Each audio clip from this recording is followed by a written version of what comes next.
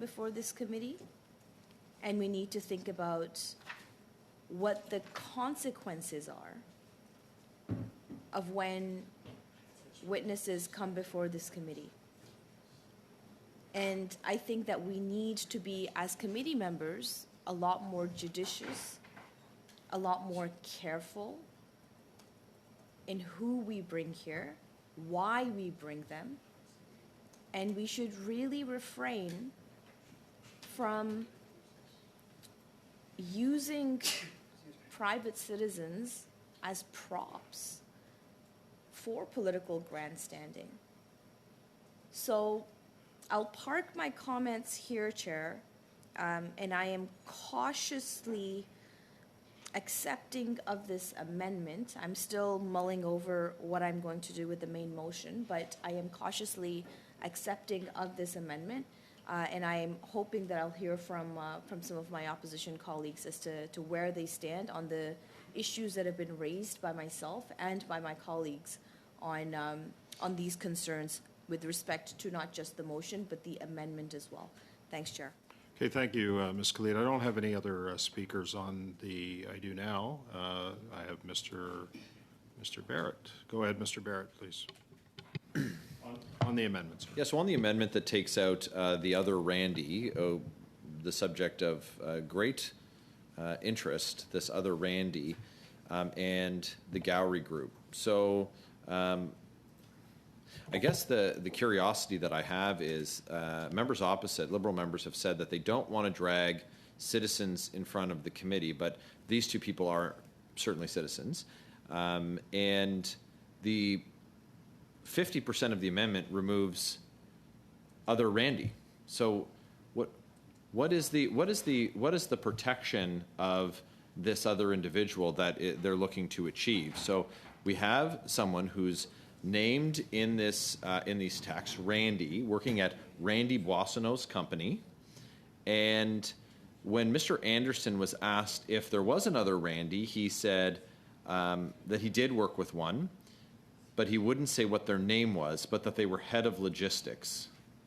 It's highly suspicious, to say the least, that that Randy Boissonneau owns 50% of this company, but can't tell us who the other Randy is that works for him at a small company. And his partner, his co-founder, also won't say who other Randy is. And it strikes me as a bit disingenuous, to say the least, that the Liberal members are saying, well, we don't just, we're not just... Chair? Go ahead on your point of order. Thanks, Chair. I'll remind the member that this amendment was not moved by Liberal members. It was moved by Bloc members. That's not a point of order. Go ahead, Mr. Barrett. So I'm happy to reacquaint members with what procedure and practice says, and that's not a point of order, but first days are tough for everyone. I understand that.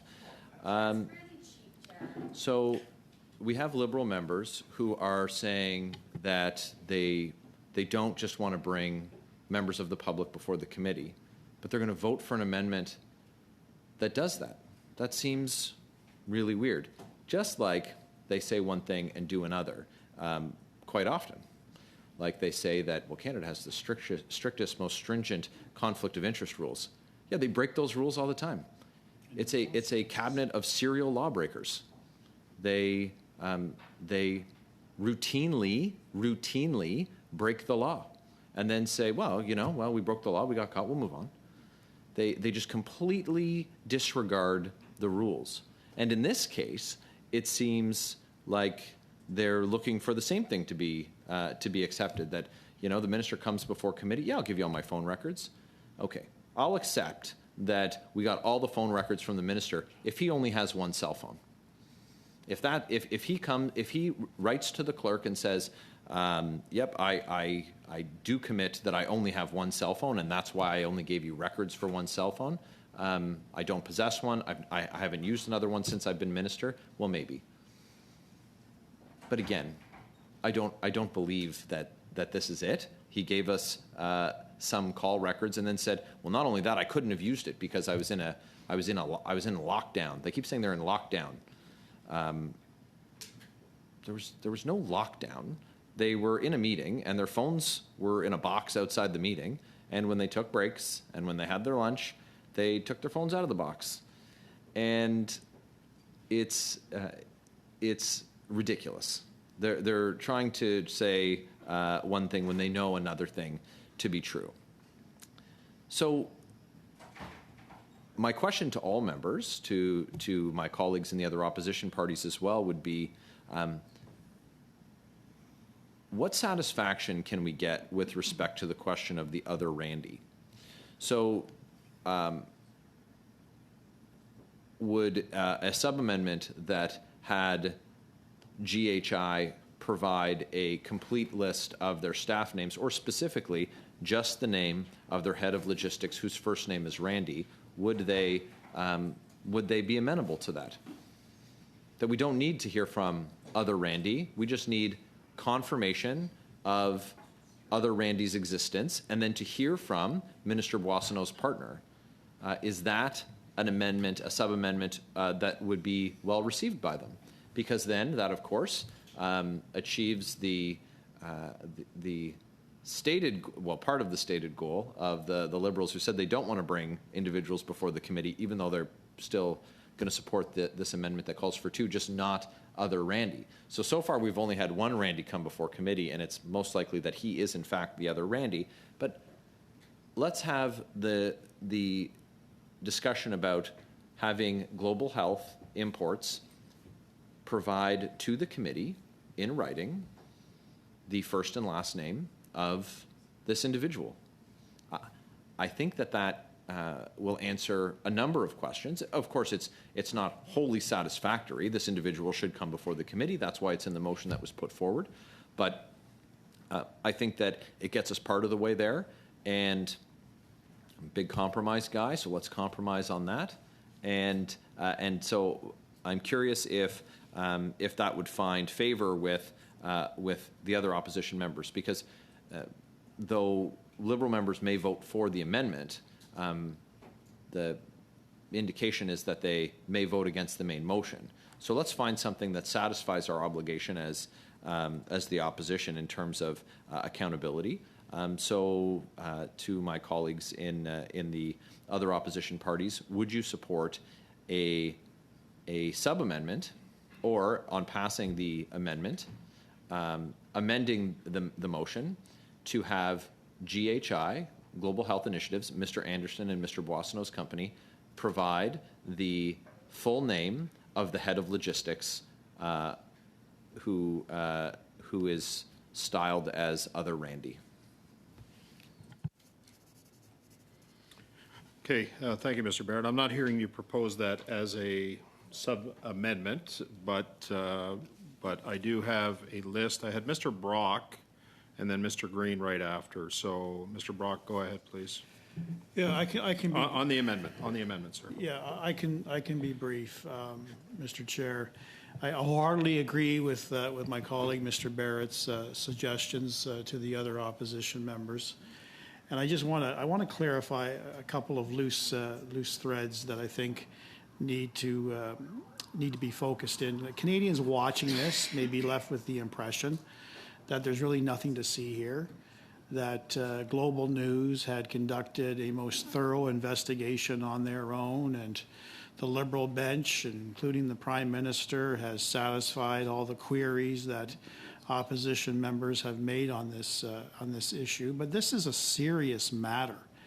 And to Mr. Barrett's point, I know that good governance and high ethical standards is a very elusive concept for this NDP Liberal government. But it's not for Canadians.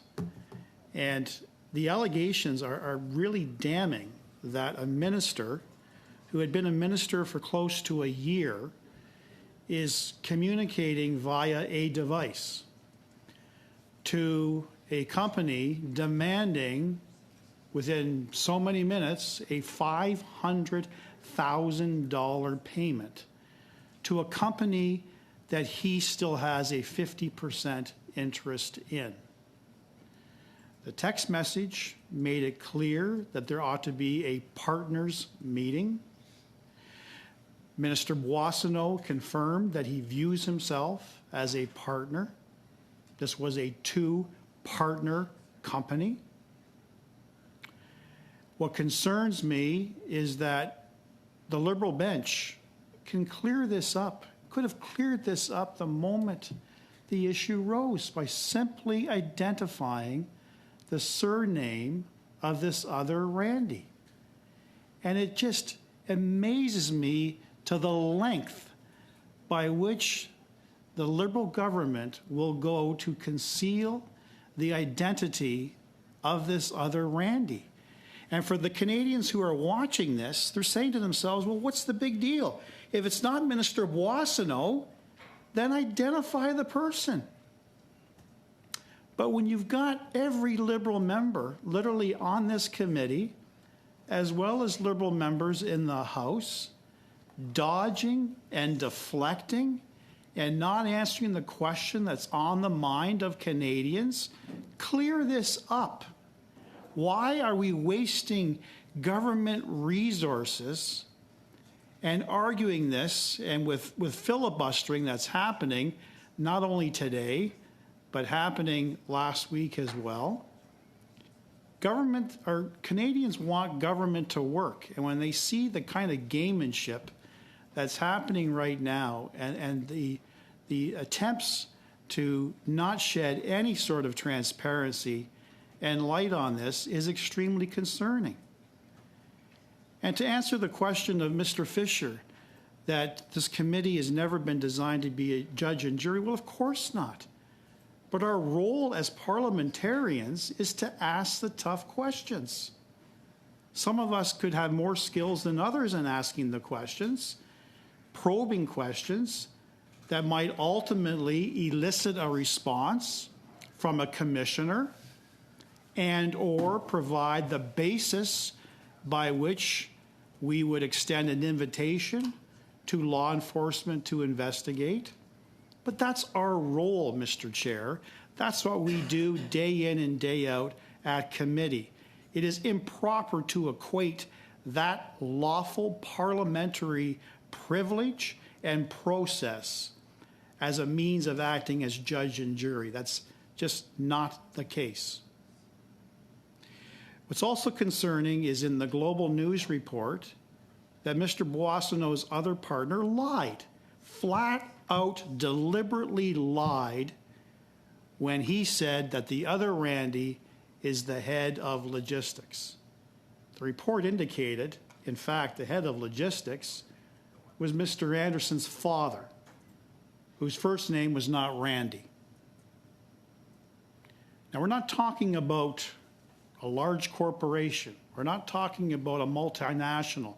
We're talking about a small startup company with maybe one or two other employees.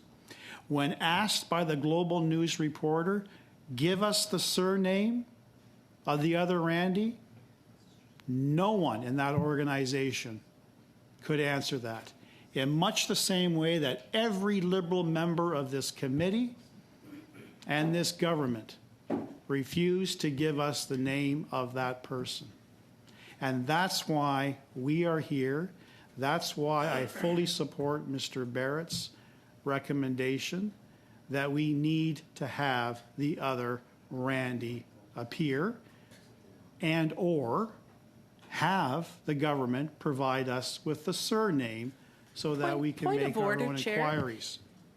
I believe the member is to be speaking to the amendment that's on the floor. I and have. both he and I'm speaking, Mr. Brock, and both he and Mr. Barrett talk about possible sub-amendments, but there haven't been any put forward. So should he not be speaking to the amendment as opposed to imaginary sub-amendments that they don't seem to want to move? Well, it's their prerogative, Ms. Damoff, to move a sub-amendment if they choose to, or speak on the amendment, which I believe they are.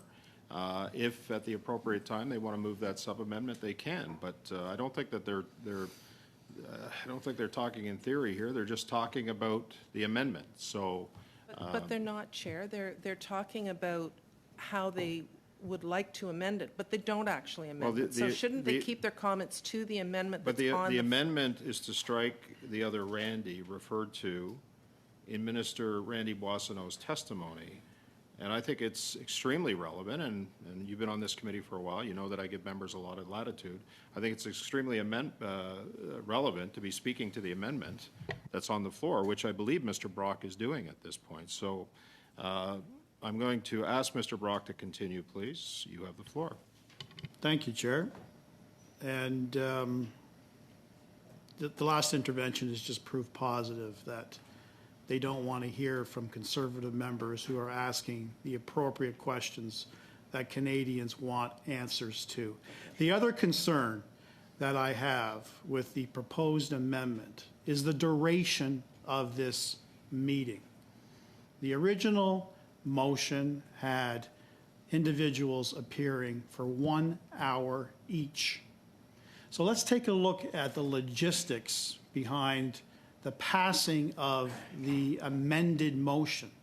The passing of the amended motion would give every member of this committee 1 hour with 2 key witnesses. And their evidence, as I've indicated already, is far more important to Canadians and far more reaching than what the Global News reporter had asked. And the Global News reporter had simply asked, what's the surname of the other Randy? There is a multitude of other probing, relevant questions that need to be put to both Ms. Poon and Mr. Anderson. But this amended motion deprives us a fulsome opportunity, Mr. Chair, to ask those probing, relevant questions. Because let's look at logistics with possibly 2 opening statements of 5 minutes each and an opening round of 6 minutes each for each member. We're at 34 minutes. Another 15 minutes for a second round, possibly another 15 for a full third round. And that's presupposing we don't have translation issues, that we don't have interventions, that we don't have points of order. You know it does not move like clockwork, Chair. So ultimately, at best, we might have 3 rounds for 2 highly relevant, important witnesses. And I'm strongly suggesting that we reconsider that 1 hour and go back to the original motion terms, which had them appearing for 1 hour each. Because quite frankly, Mr. Chair, we're simply going to be scratching the surface with the interventions of 2 key witnesses in 1 hour. Thank you. Mr. Green, on the amendment. Okay, thank you, Mr. Chair. I'll take debate. I think it's goofy when Conservatives outside of the House of Commons or outside of their question period theatrics refer to an NDP Liberal government when they know full well at this committee I do my work holding the government accountable. But I'll take debate, and I would agree that I too want to find out who this Randy person is. I understand, when my friends from the bloc want to play a conciliatory role and try to move things along, why they might put water in the wine on this one. But I am still left unsatisfied given the minister's testimony, wholly inadequate. I would consider it to be obstructionist. I would consider it to be at times arrogant, just a basic refusal. And, the quickest thing that could have happened for Mr. Boissonneau, whether he wants to pretend like he knows or doesn't know this person, whether he has 1 phone or 2, that doesn't matter to me. The company in question would have likely watched the testimony, certainly given the interest that the Canadian public has in it. And they could have cleared up in an instance by disclosing this person, in its entirety, really coming clean with Canadians about the nature of this other Randy's contract with the company, their employment there. They haven't. And I would suggest to you that the longer it takes them to do that, the more suspect it seems. So for that reason, I will actually not be supporting this amendment. And I would put a sub-amendment that we do include an invitation formally to the other Randy via the company in question. So that is my sub-amendment. We will find out one way or another if this person exists. If they do, will the real Randy please stand up? That Okay, is my sub-amendment. Mr. Green, I heard you propose a sub-amendment. Now, I can tell you that you did it very, very quickly, so I'm going to need you to say it slowly into the record. So first and foremost, the clerk can interpret what you said, Mr. Green. So please state your sub-amendment again. Thank you, Mr. Chair. I'm just formalizing what my Conservative colleagues have pontificated about, and that is a sub-amendment to include a formal invitation to the other Randy, Randy Doe, Randy John Doe, I don't know what we want to call him without the surname, to appear before this committee as a part of the witness list.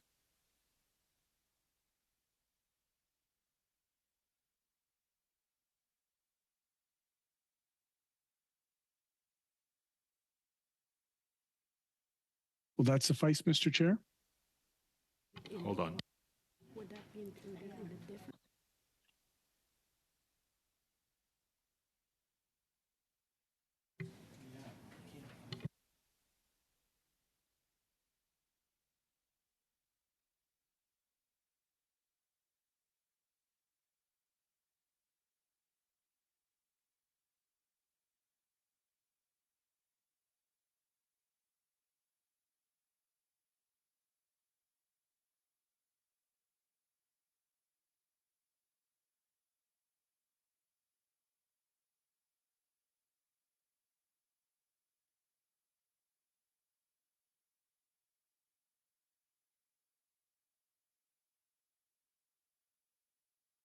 So, Mr. Green, so thanks for your patience. I just needed some clarification on this. The challenge is that we're on an amendment that deletes effectively what you're proposing. So what we would need to do is to dispose of the amendment, and then if you wanted to, you could introduce an amendment similar to the one that you are introducing right now. Now, for the benefit of members of the committee, I hope you can understand and appreciate the difficulty of what's being asked here, in the sense that we don't know.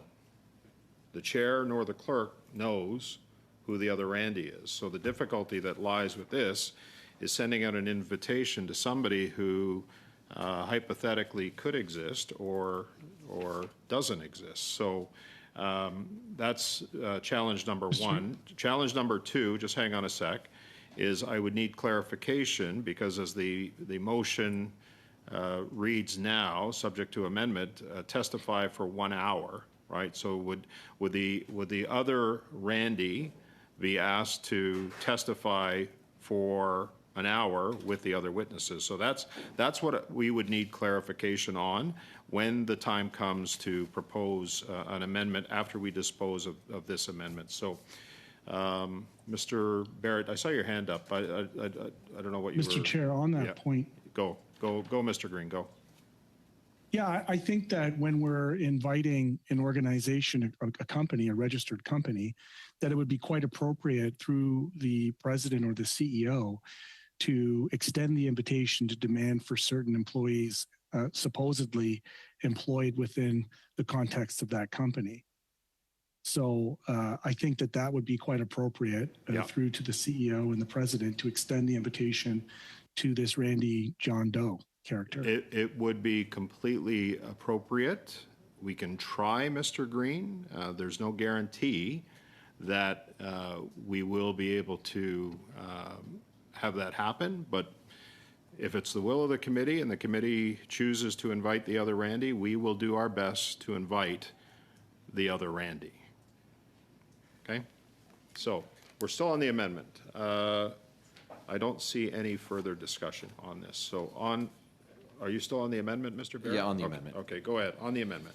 I'm just going to turn this off for a second, move it. Okay.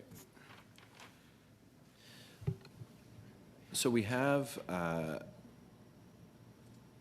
So there's obviously an interest in not, by some members, in not removing both the gallery group representative and the other Randy. And I know that the timing of the meeting is something that members want to be able to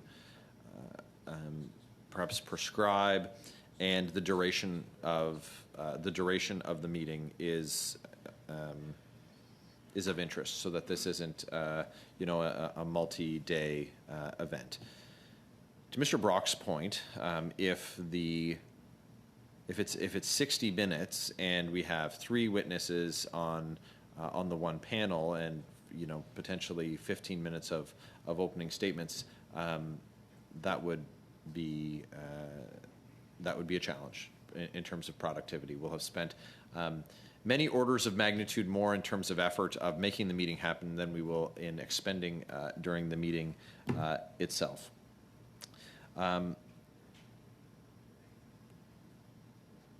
So the question of supporting the amendment, I guess we heard from Mr. Green, and I appreciate his response. And I'm just wondering, through you, Chair, if my colleague from the block would like to speak to what his interest is in terms of, look, we support a 2-hour meeting. We support it occurring within the regularly scheduled rubric of meetings for the Standing Committee on Access to Information, Privacy and Ethics. We understand that should the clerk extend an invitation to the organization for the individual who's identified as Randy, who is responsible for logistics, if they come back and say, I can't help you with that, well, thus exhausts the clerk's ability to do that. She's executed on the will of the committee, and then it comes back to us, and we decide how we would like to proceed. It doesn't. I don't think it further advances our cause to then issue a summons for someone for whom we don't have a last name or coordinates for that person. But I guess that would be something for the committee to consider at the time. So through you, Chair, to my colleague from the block, I just wonder if there is a willingness to advance the issue. If the question is removing the gallery group, well, we could support that. That's obviously not our preference, but we could accept that as an amendment to resolve the discussion, and have Mr. Anderson and Ms. Poon, who are in the amendment, but to leave the invitation to the other Randy in, and for it to occur over 2 hours during a regularly scheduled meeting of the committee, just as one witness panel for the 2 hours.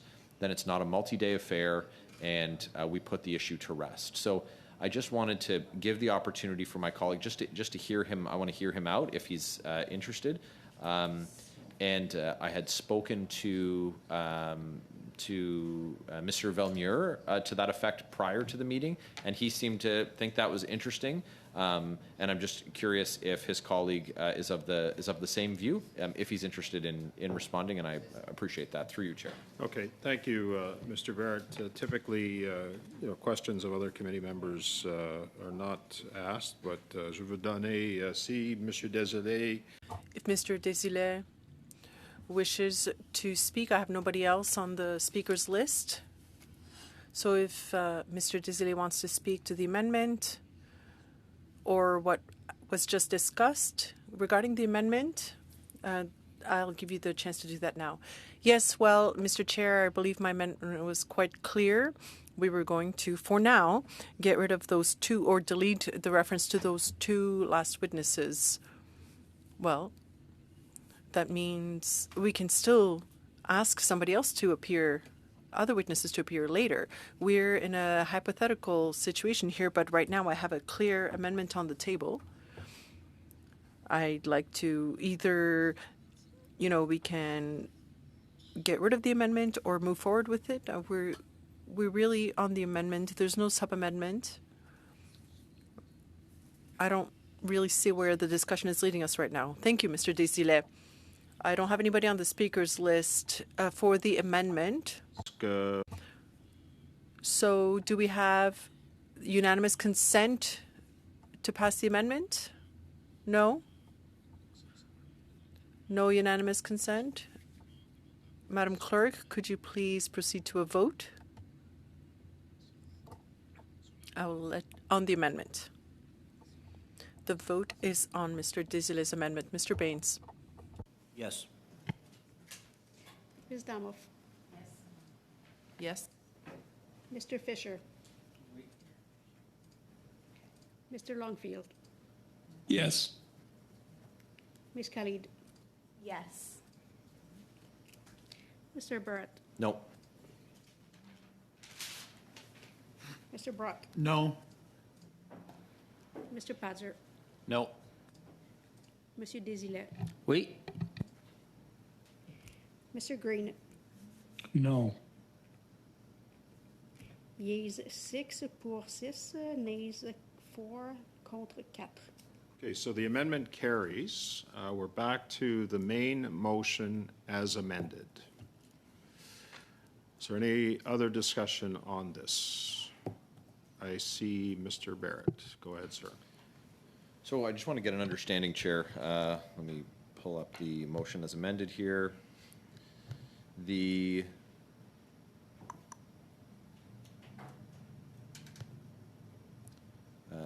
Does the motion dictate in its most current form the duration of the meeting? My understanding in looking at the motion, our understanding, because I've clarified this with the clerk, is that both witnesses would be here for 1 hour at a time when we're able to get them here.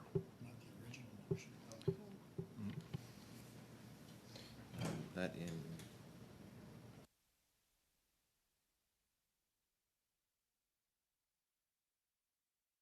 Yeah, and just to clarify, 1 hour for the two together.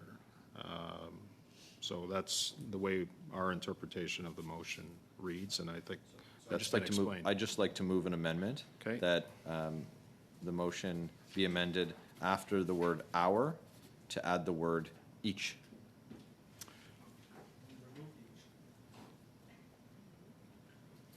Okay?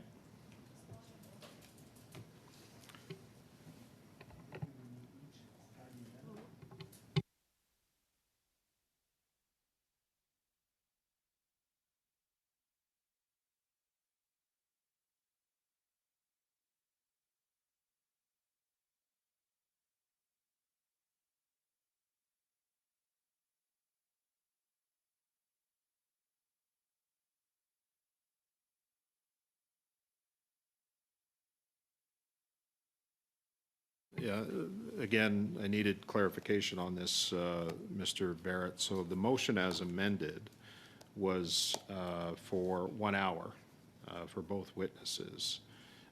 The original motion had each in it, and that was amended, and the amendment was accepted. So I can't accept your amendment to have them each here for an hour when we've already disposed of that. So, okay, go ahead. Do you have anyone else before I continue? No? Okay. No, go ahead. So I'd like to offer a further amendment then, Chair. After B, so after it would read Kirsten Poon, and then the motion would read, and that the committee order Global Health Imports to submit the names of all past and present employees in order to reveal the identity of the other Randy referred to by Minister Randy Boissonnault within 7 days of this motion being adopted. Okay, so that would add a C, right? A, B, C?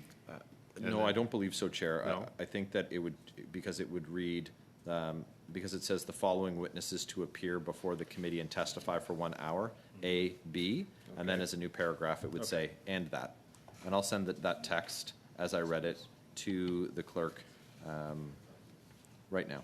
Okay, so, yeah, you're right. It would not add a C.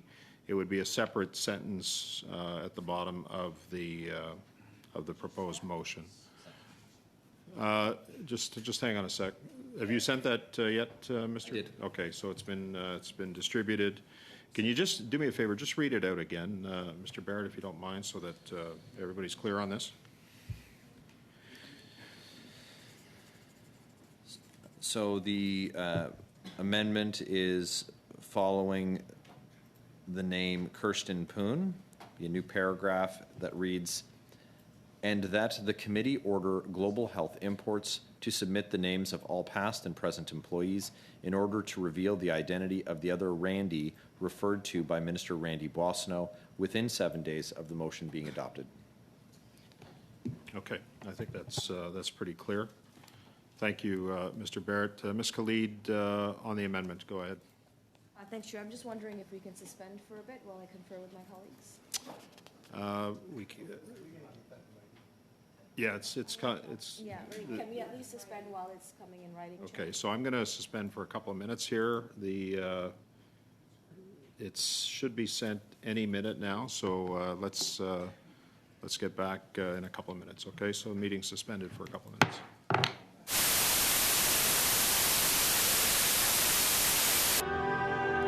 Businesses are not to disclose.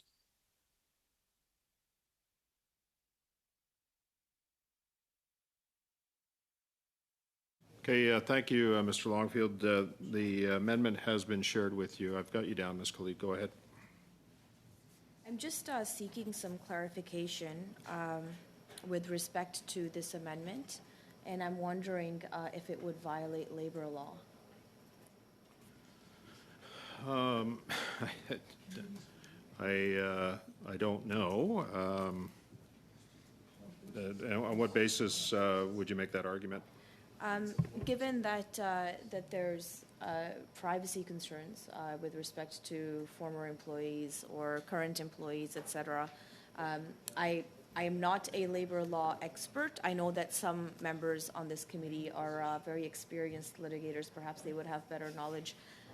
But I think it's very important for us to clarify this before we move forward with this amendment. Yeah, I'm not the adjudicator of whether it constitutes anything against labor law. I think the committee can pretty much, if it deems it appropriate and deems it its will, can pretty much ask anything. Then it would be up to the committee, or not up to the committee, but it'd be up to the employer at that point to determine whether in fact it does constitute a breach of labor law, or they can simply redact information, and then the committee at that point can determine which direction it wants to go. So that's my initial assessment on where things are at. But the committee is a master of its own domain. It can ask anything it wants of anyone or any corporation or any business.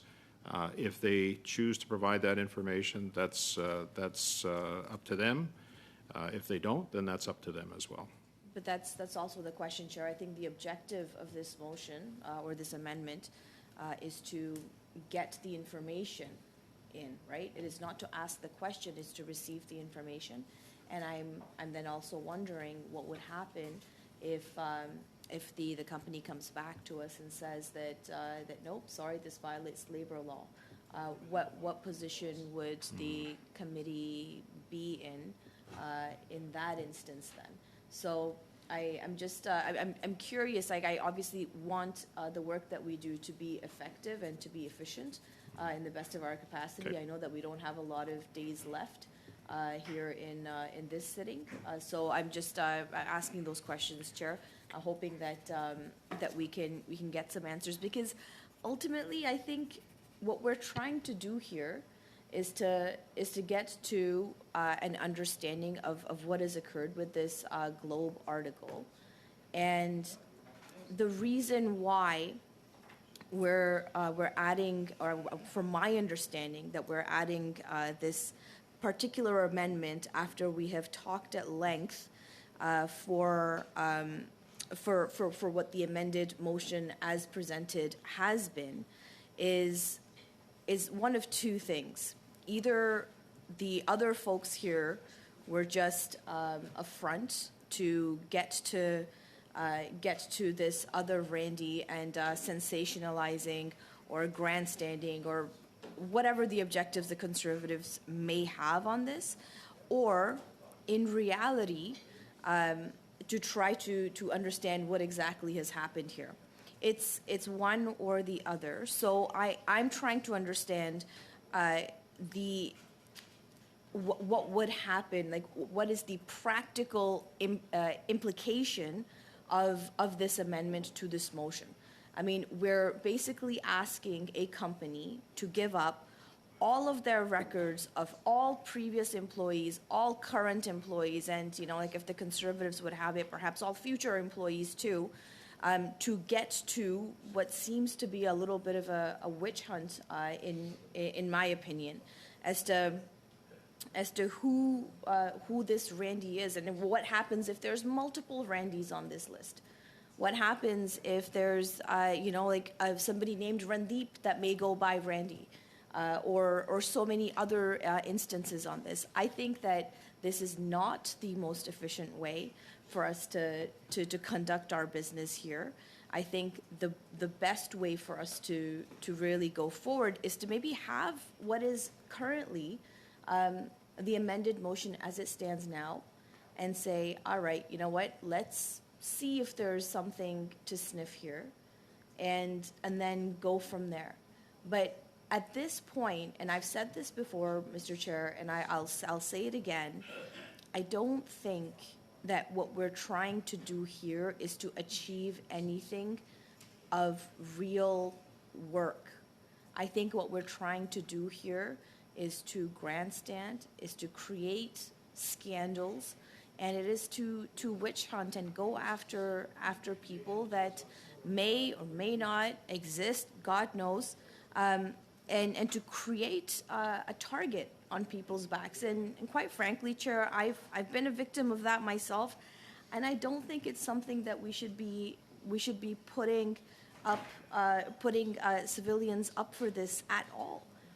I think that we need to be very, very judicious in how we conduct ourselves in this committee and who we call before this committee, Chair, and what kind of documents we have that we bring or order to be produced before this committee. And I think that we do need to take into account what the practical implications of such an amendment would be. I think we need to take into account and perhaps preempt or think about, at the very least, what a private company would have to go through to release private information of theirs of all former employees and all current employees, et cetera, et cetera. So I really would hope that we can be a little bit more judicious in what kind of amendments we're proposing. I would really hope that we would not partake in political grandstanding, in trying our very best to defame people in the House. And I really am quite humbled and honored, Chair, to serve as a member of Parliament. And I take my responsibilities very seriously, and including the privilege that we're given in which we are honorable and that our words are not supposed to be questioned. And I think that members here need to remember that as well, and ensure that we are being honest, ensure that we are working to the best of our ability to do the work that Canadians send us here to do, not to sensationalize things, not to create scandals out of something. I think that we really need to get back on track, Mr. Chair, and I'm hoping, again, I know I keep saying this again and again, I'm really hoping that we can find a way to build consensus in this committee. I'm really hoping that we can find a way to get some real work done. Chair, I know I've said this before as well. I was quite disappointed in not being able to complete the study that I had put forward, that we had spent a lot of resources on as well. Hey, Ms. Khalid, I'm going to have to cut you off there, unfortunately. We are running out of resources, but before we do go, I did look this up, and I just for the clarity of the members of the committee, the standing orders do not delimit the power to order the production of papers and records. The result is broad, absolute power that on the surface appears to be without restriction. There's no limit to the type of papers likely to be requested. The only prerequisite is that the papers exist in hard copy or electronic format, and that they are located in Canada.